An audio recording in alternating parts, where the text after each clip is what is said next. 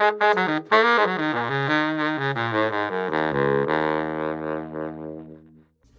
Saxers, and I know you're probably thinking, Cameron, that horn that you have, it's so cool and sick and cool and sick.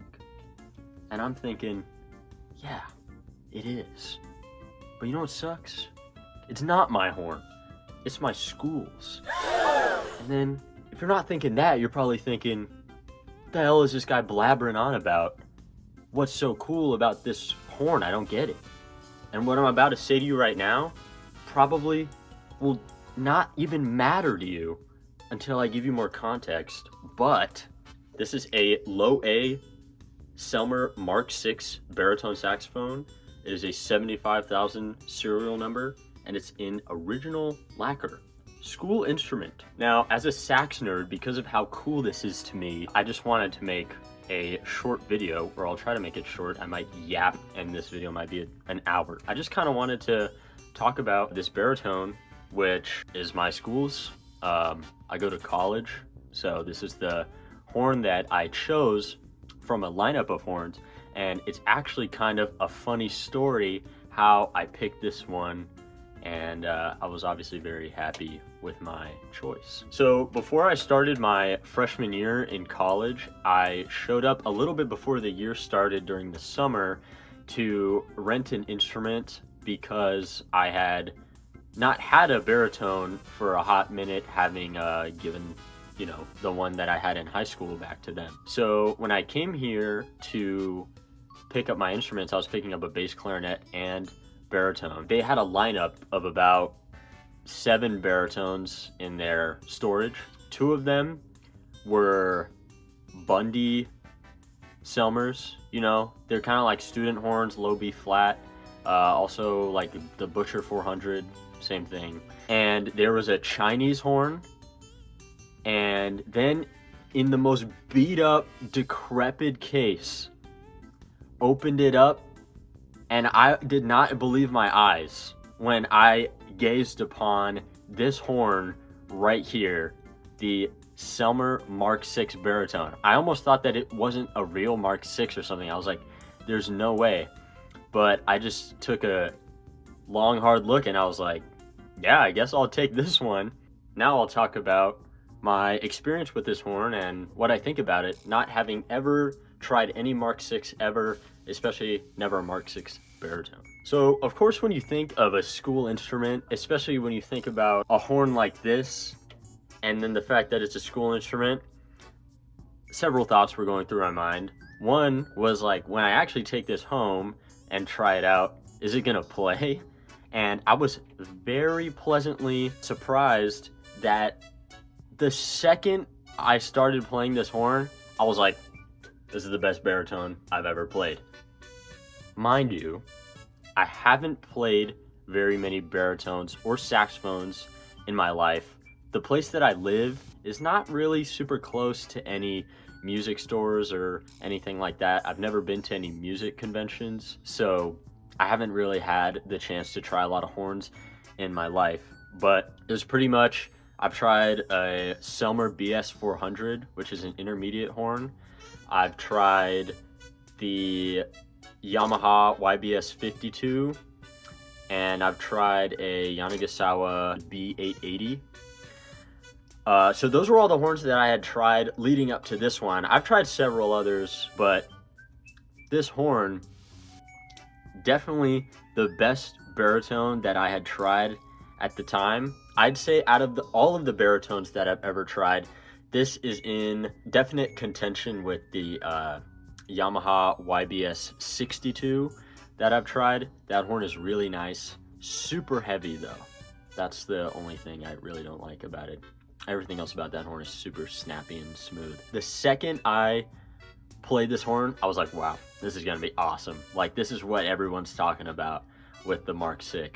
And I'm like, this is gonna be fantastic. I'm so excited to play this instrument. Funnily enough, right before I rented this instrument, I actually purchased my own saxophone, the first ever saxophone that I have ever owned.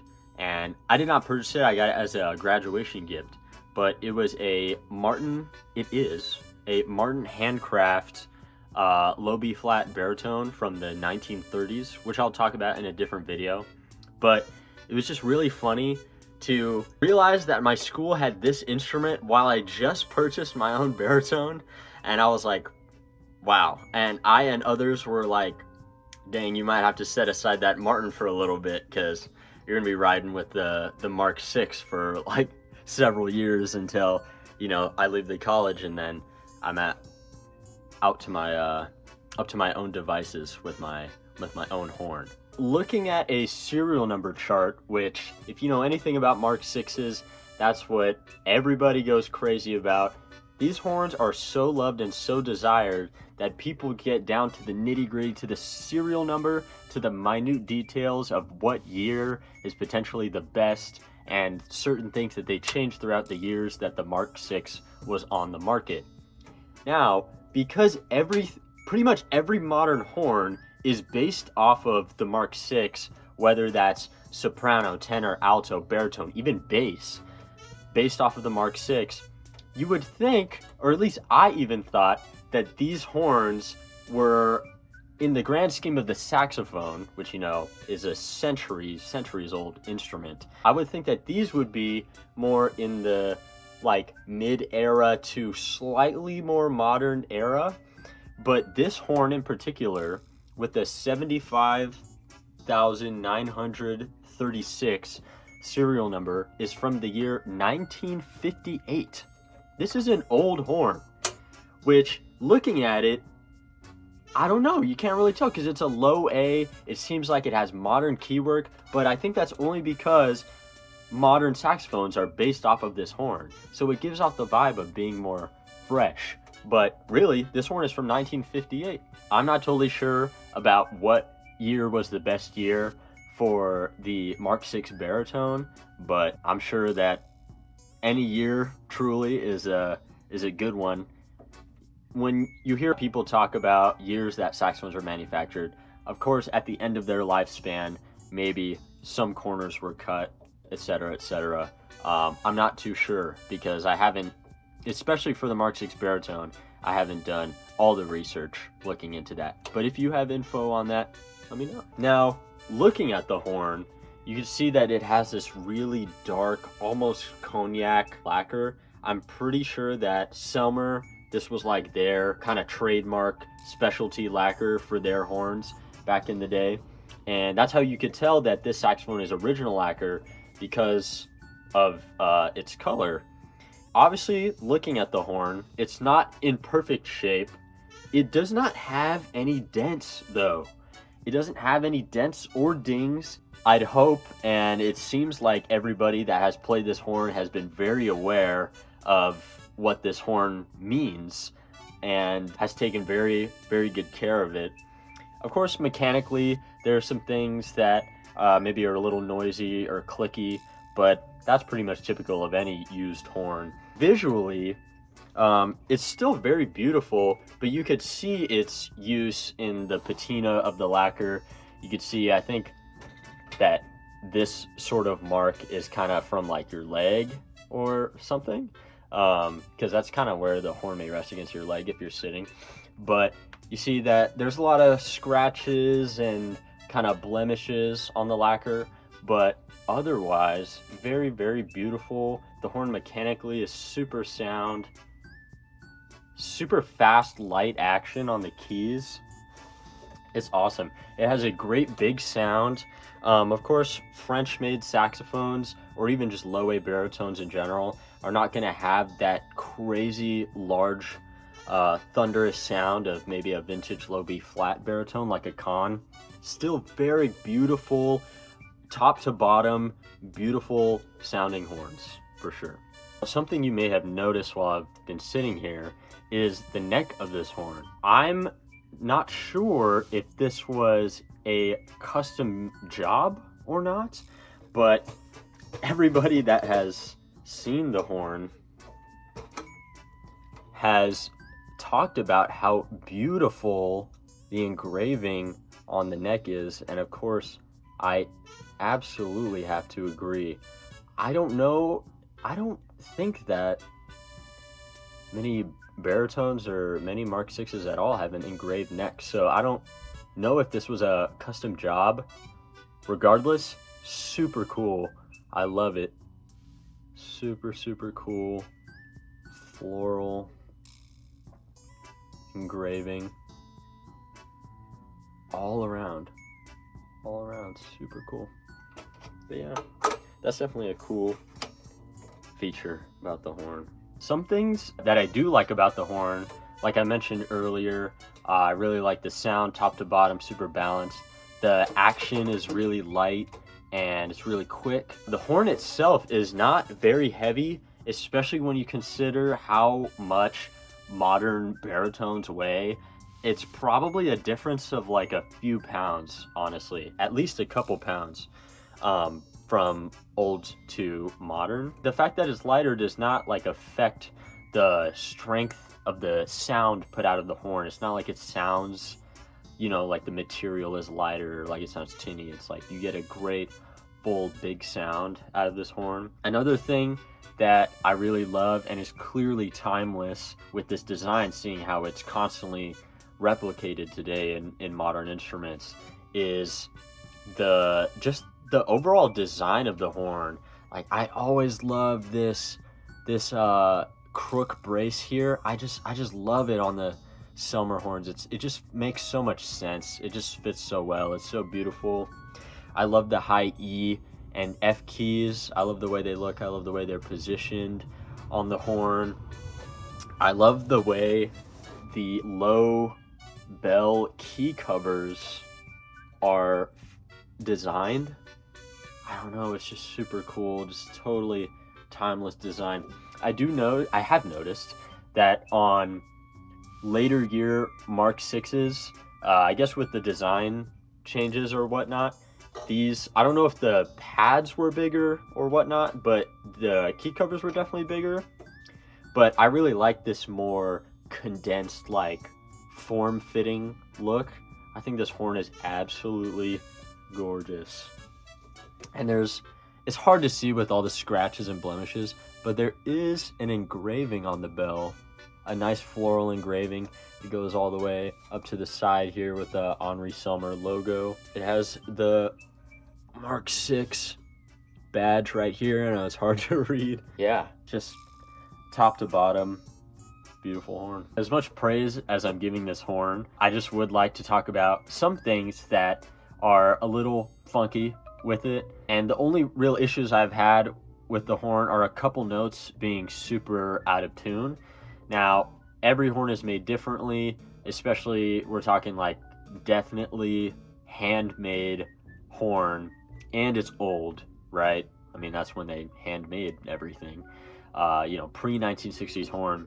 So the two notes that are the most whack, I'll call them, is middle B. This note is just all over the place. Like, when I use the octave key, it's fine, but just good old middle B. Low B is cool. Middle B, all over the place. I gotta adjust with my throat and mouth like crazy for it to be in tune.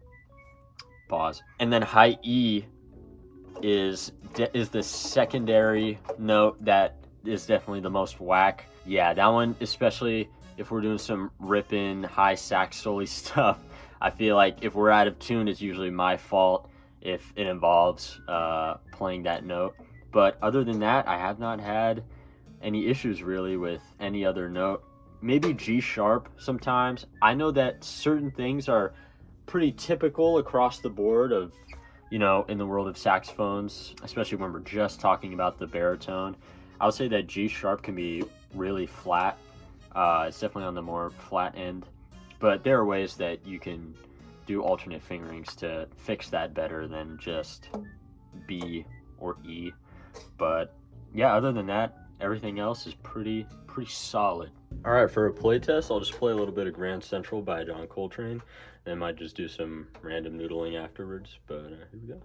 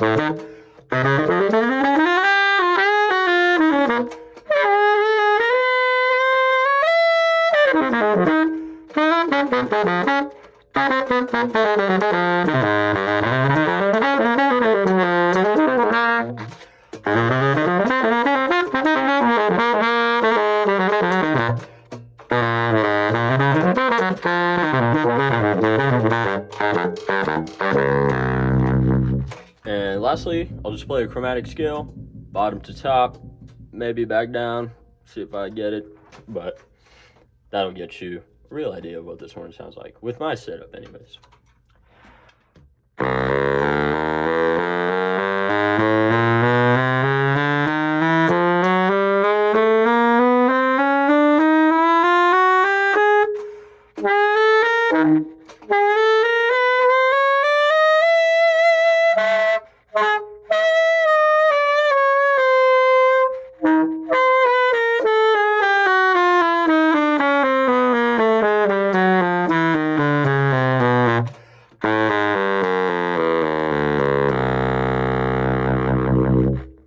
Still getting that altissimo down, but hopefully that gives you a good enough idea what the horn sounds like.